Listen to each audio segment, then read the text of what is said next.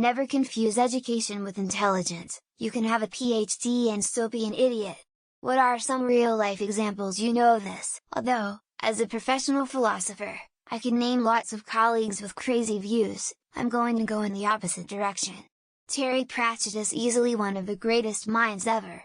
He's insightful, honest, and sees things more clearly than maybe anyone I've ever read. He's taught me more than all but a few of the great thinkers in history. He never completed A-levels, let alone college. He's brilliant, but one thing he taught me is that honesty beats intellect every time when you want to figure out what's true. University logic professor who put 6 or more high-end cassette tapes in his tape player after it ate 2 and then wanted my boss to replace them all. The unit was in for maintenance a month previous. Boss said he would replace 2, not all. I got the task of cleaning and setting it up again. We used a steady 3 kHz signal to set playback speed. I had it perfect. He listened and said it was too slow. So I kept tweaking until he said it was good. Everyone sounded like Alvin and the Chipmunks. Logic professor, what a joke! I know highly educated people that fail to follow IKEA instructions properly.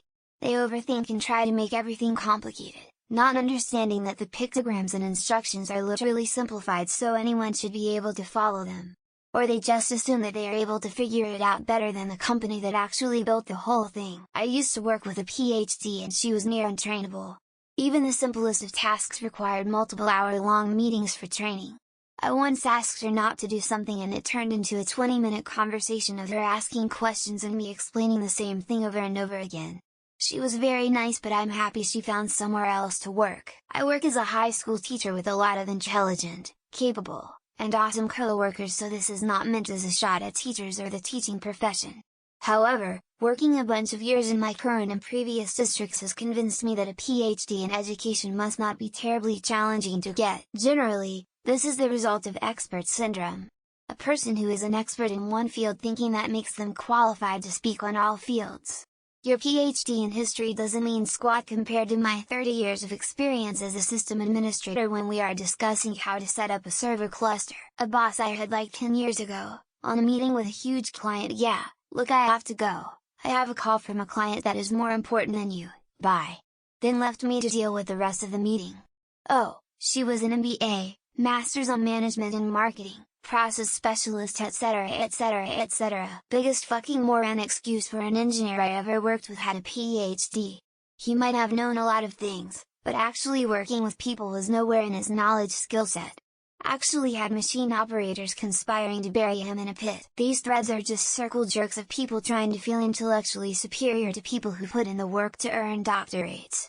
Nearly every person I work with that has a PhD is incredibly smart and capable. Once ran into someone who was cool telling everyone they were the smartest person in the room because they had a doctorate. The doctorate was in English. She had to use her phone to figure out how much to tip Jordan Peterson when talking about anything other than Jungian psychology or biblical theology. He had his niche, it wasn't big enough for him, and now he's gone from being well esteemed to widely hated. Years of experience and expertise are not the same. I work with several absolute zeros with 30 years experience that add absolutely no value to anything. They waste oxygen in the building. Ben Carson is still my favorite example. Probably the best living neurosurgeon on earth and an absolute fucking moron when it came to literally everything else. Me. Masters in mechanical engineering, 3 patents, missed a pickup line an 8th grader would have gotten and threw away a chance to date a longtime friend. I used to have a lot more respect for people who had it what it takes to become a lawyer before all the airtime Trump's clown alien lawyers got. The physician I worked with who was a great MD who microwaved his leftovers in the department microwave, while leaving the aluminum foil on it. I have a doctor friend so obviously very high IQ, but she invested $500,000 into a architect fund and lost half of it. There was a person on the site that had a PhD and sent $70K to a scammer in a crypto romance scam.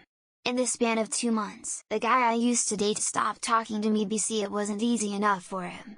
Obviously dumb move since I'm amazing. The new GOP Speaker of the House Mike Johnson has a JD but still believes in creationism. So Richard Wolff is the prime example, or alternatively he knows that he is lying and just doesn't care. Girl I work with nurse, 2 degrees I think asked me if my birthday happens every year, woman facepalming. My beloved PhD spouse who can't seem to understand the whole concept of recycling. My high school principal. Sweet lady, bright lady, but she was ditzy as fuck. PhD students, when they talk about stuff outside of their research area, anytime I hear Neil deGrasse Tyson explain anything I recoil a little bit. I've met morons with high education and geniuses with basic education. Abbas has a PhD in Holocaust denial granted by the Soviet Union. Ted Cruz went to Harvard and is one of the biggest morons ever.